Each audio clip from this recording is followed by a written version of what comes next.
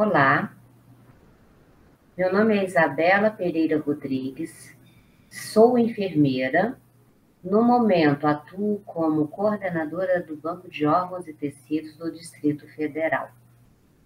O tema de hoje faz parte do conteúdo de módulo de tecidos oculares.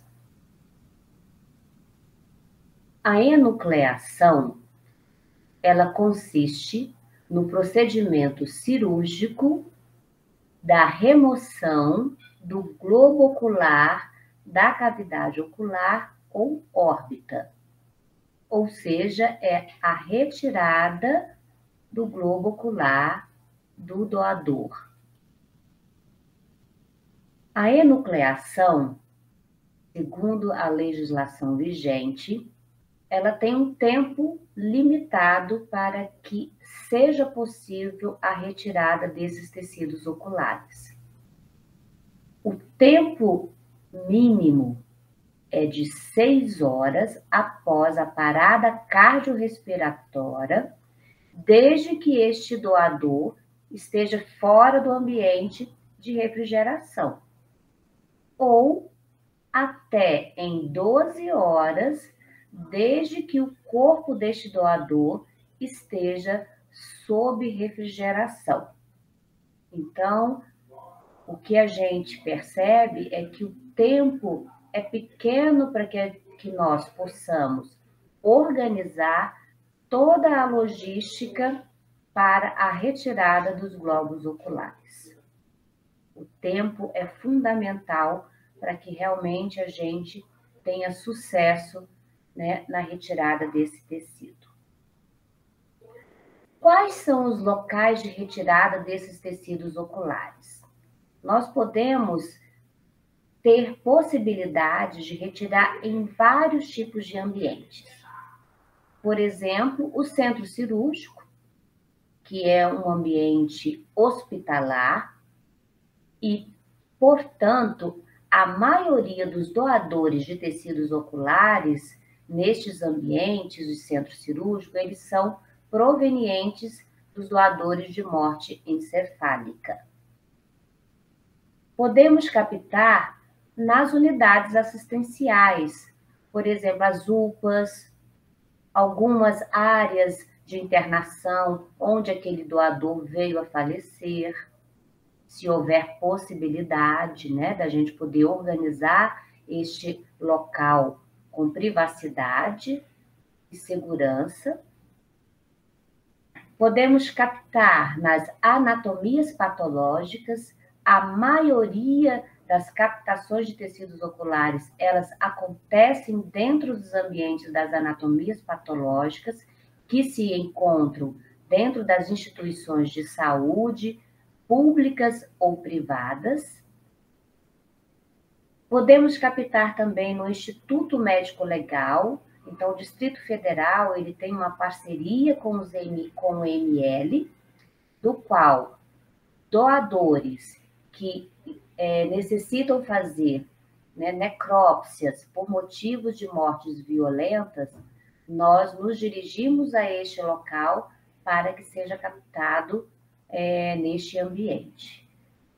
Ou até mesmo em funerárias, dependendo do momento em que esse doador, se já estiver neste ambiente, nós podemos também fazer a retirada destes tecidos oculares nesses ambientes. É fundamental que, por ser um procedimento cirúrgico, sejam adotadas medidas de biossegurança. E que medidas principais são essas? Nós temos a higienização das mãos, que é uma das principais medidas de controle na transmissão das infecções. A higienização das mãos, ela deve ser realizada principalmente antes e após manipular fluidos orgânicos. É também importante que, como medida de barreira, na possibilidade de entrar em contato com resíduos biológicos, a utilização de equipamentos de proteção individual, que no caso vai depender do momento em que você estiver manipulando este doador. E, finalmente, os descartes seguros de pérfuro cortantes que estão envolvidos neste procedimento. Então, cabe cada profissional ter esse tipo de cuidado na manipulação destes pérfuros cortantes nesses diversos ambientes que estamos expostos durante a captação desses tecidos oculares. Todas essas recomendações, elas estão detalhadas na norma regulamentadora número 32. Bom, antes de iniciar a enucleação, existem algumas etapas que antecedem a retirada dos globos oculares. Dentre elas, o exame físico, que consiste numa avaliação de risco para identificar no doador sinais físicos que sugiram riscos de doenças malignas ou sexualmente transmissíveis. É importante que esse profissional habilitado execute essa inspeção de forma cuidadosa e conhecedora de identificar sinais que possam identificar riscos de transmissão de algum tipo de doença. Nessas imagens, nós vemos diversos tipos de sinais. Nós temos cicatrizes cirúrgicas, que podem ser recentes ou mais antigas. Então, é importante a gente descrever e registrar a presença de cicatrizes cirúrgicas. Outro acesso é a inspeção dos órgãos genitais, masculinos ou femininos, para que a gente possa avaliar se existe algum tipo de lesão que sugira alguma suspeita de doenças sexualmente transmissíveis, lesões na superfície da pele que possam demonstrar algum tipo de sugestão de alguma doença infecciosa, ou também outros elementos, como piercings em regiões genitais e tatuagens que, dependendo do tempo de ter feito essa tatuagem e a qualidade dessa tatuagem, infelizmente, essa poderá ser um critério de exclusão para a doação de tecidos oculares. Outro momento importante é a inspeção do globo ocular. Neste momento, é uma forma macroscópica da gente poder identificar ou avaliar a presença de, por exemplo, um sinal de um corpo estranho na superfície desse globo ocular, na presença, muitas vezes, de algum fator diferente sobre a superfície da córnea, por exemplo, o pterígio, né, que a gente encontra muitas vezes, né, no doador, mas que não é uma contraindicação. E muitas vezes a gente tem que avaliar de uma forma completa toda a superfície deste globo ocular. Por quê? É importante a gente descrever como estava a superfície desse globo ocular. Muitas vezes existe uma presença de um tipo de secreção, que é importante registrar. Muitas vezes, né, a questão do tipo desse pterígio, né, se ele está realmente englobando toda a superfície da córnea, ou às vezes, né, apenas uma parte dessa superfície. Algumas vezes é possível a gente, de forma macroscópica, identificar uma lesão esbranquiçada, que pode sugerir um estado infeccioso, ou às vezes algum tipo de opacidade na superfície da córnea. Bom, feito essas avaliações, Na sequência, nós coletamos uma amostra de sangue deste cadáver.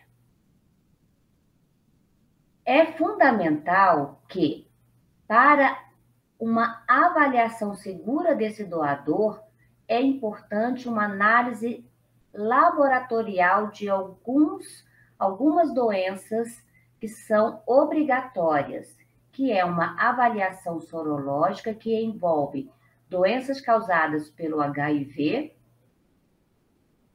por hepatites B e C, e também pelo HTLV 1 e 2. Então, estes são exames sorológicos obrigatórios que nós temos que realizar durante a execução da doação de córneas. Mesmo que esse doador tenha algum resultado prévio dessas informações, a legislação, ela orienta que seja realizado no momento da captação a triagem sorológica. A coleta do sangue em cadáver, ela tem algumas características diferentes, né, de se fazer em pacientes vivos.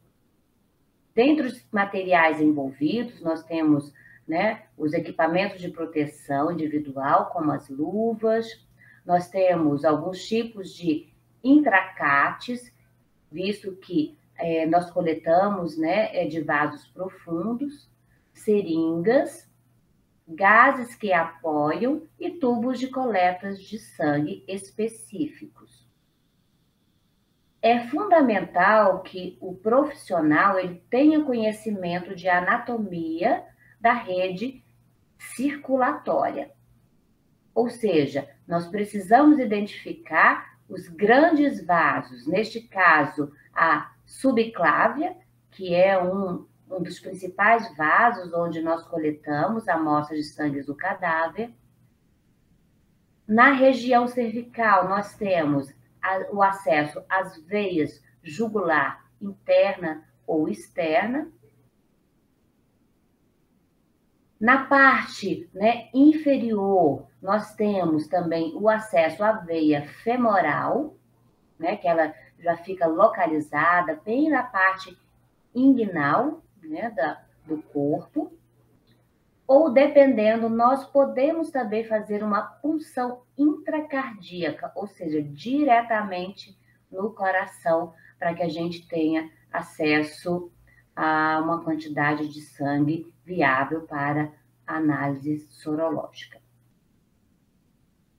Na segurança desse processo, é fundamental a identificação dos frascos, com o nome completo, legível, com a data da coleta, além do preenchimento dos formulários de solicitação desses exames sorológicos.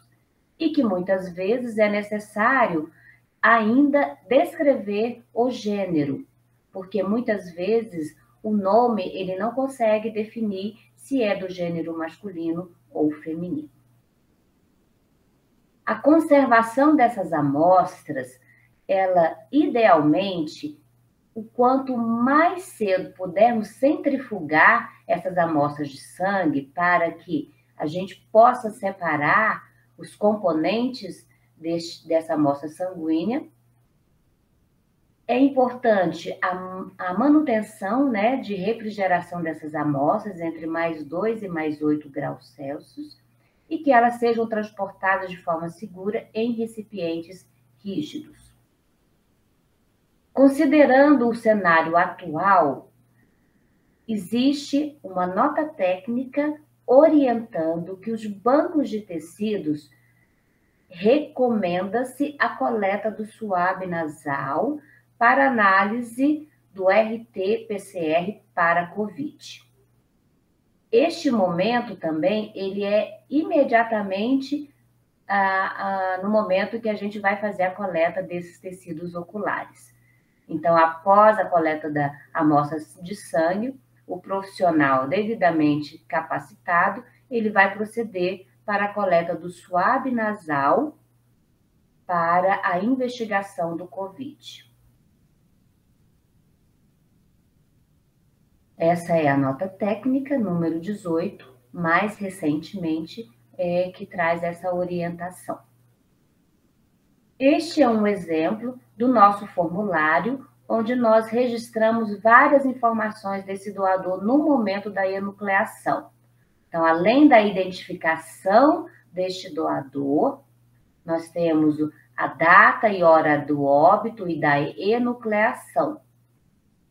Nós temos também vários elementos principais para que o profissional, ao fazer o exame físico, esteja registrando para que seja feita uma avaliação de risco numa etapa posterior.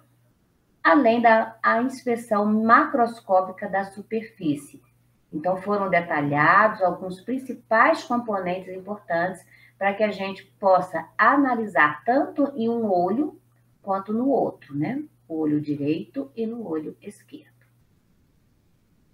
Agora, nós vamos descrever as etapas propriamente da retirada desse globo ocular.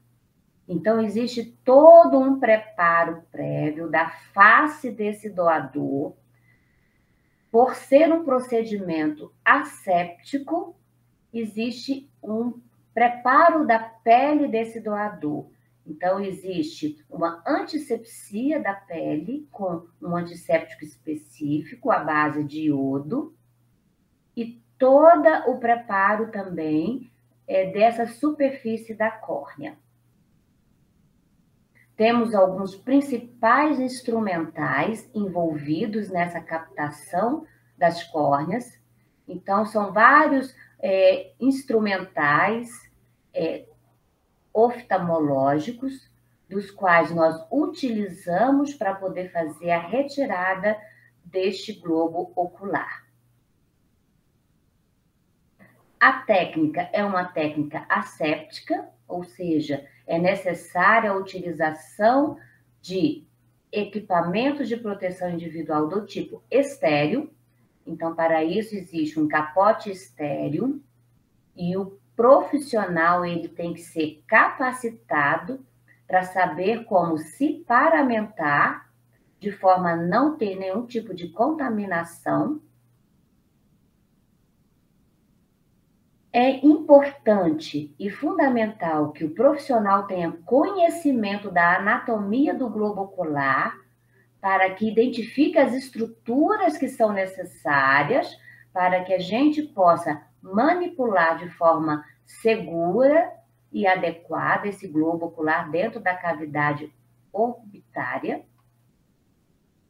E para o início dessa enucleação, nós utilizamos um afastador denominado de blefarostato. Ele serve para que a gente afaste e deixe livre toda a superfície do globo ocular, para que a gente possa acessar os elementos da superfície desse globo para a retirada do mesmo. Então, na sequência, nós iniciamos, então, a peritomia, que é a retirada desse tecido conjuntival que nós acessamos, né, em torno de todo o globo ocular, ou seja, 360 graus, de forma que, ao retirar essa película conjuntival, nós vamos ter acesso às inserções dos músculos extraoculares. Então, quando acessamos, através desse instrumental que é o gancho, os músculos, é que nós temos que seccionar os músculos para que a gente possa liberar este globo ocular. Então, nós seccionamos os globos, os músculos, né, extraoculares, de forma que, antes da última secção, nós colocamos um dos músculos para servir de nosso apoio para que a gente possa fazer a secção do nervo óptico. Então, esse é o último componente, que é o nervo óptico, que ao seccionar este nervo óptico, o globo ocular ele é liberado de forma completa da cavidade ocular. Então, ele é envolto por uma gase estéril e colocada dentro de uma câmara úmida. Essa câmara úmida, ela é umedecida por uma solução fisiológica. Dentro desse recipiente estéril e devidamente identificado o globo direito e o globo esquerdo deste doador. E somente então este recipiente contendo o globo ocular, ele é transportado com essa embalagem primária de forma segura. O armazenamento e transporte desses tecidos oculares, ele é realizado dentro de uma caixa térmica que tem uma refrigeração apropriada, que é feita através de gelox, e essa temperatura ela deve ser monitorada durante o seu percurso do local de retirada dos tecidos até o local de chegada desses tecidos no banco de óleos. Existe toda uma legislação específica para garantir esse transporte. Ainda como tipo de enucleação, nós temos uma outra possibilidade de retirar somente a córnea, que a gente chama de enucleação in situ. É uma possibilidade de a gente remover essa córnea diretamente do globo ocular. E isso tem que ser feito obrigatoriamente dentro de um ambiente asséptico, que no caso aqui seria o ambiente cirúrgico. Finalmente, na segunda parte do formulário, nós vamos registrar algumas informações importantes. Por exemplo, quais os locais de punção que foram feitos, se o corpo estava mantido sob refrigeração, vocês se recordam que é importante a gente caracterizar por conta do tempo de enucleação desses tecidos. Existe uma descrição cirúrgica, uma sequência, né, que normalmente ela é padrão, e se houver algum tipo de intercorrência, nós temos um campo para poder registrar essa intercorrência e a assinatura do profissional executor do procedimento cirúrgico. Na fase final da enucleação, é fundamental que nesse momento nós façamos a reconstituição deste doador, principalmente a reconstituição da cavidade orbitária, do qual a gente retirou os globos oculares. Então, cuidadosamente, nós procedemos com o fechamento das pálpebras e também com a utilização de próteses de gases no local onde ficou o vazio da retirada do globo ocular. Então, é um procedimento cirúrgico que não compromete a face do doador. Isso é fundamental a gente, muitas vezes, explicar para a família, porque nem sempre todos têm o conhecimento, né, de como é realizado esse procedimento. A Lei 9.434, ela traz no seu capítulo 2 que a importância de que, após a retirada de partes do corpo, o cadáver deverá ser condignamente recomposto e entregue aos parentes do morto ou seus responsáveis legais para o sepultamento.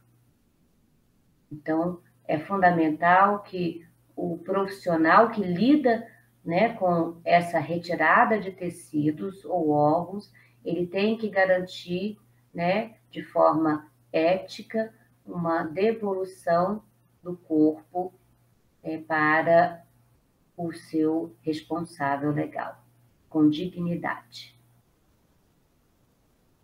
Algumas referências utilizadas para elaboração deste conteúdo. Nós agradecemos a oportunidade de compartilhar com vocês esse conteúdo e que você seja um doador de órgãos e tecido. Para isso, comunique sua família.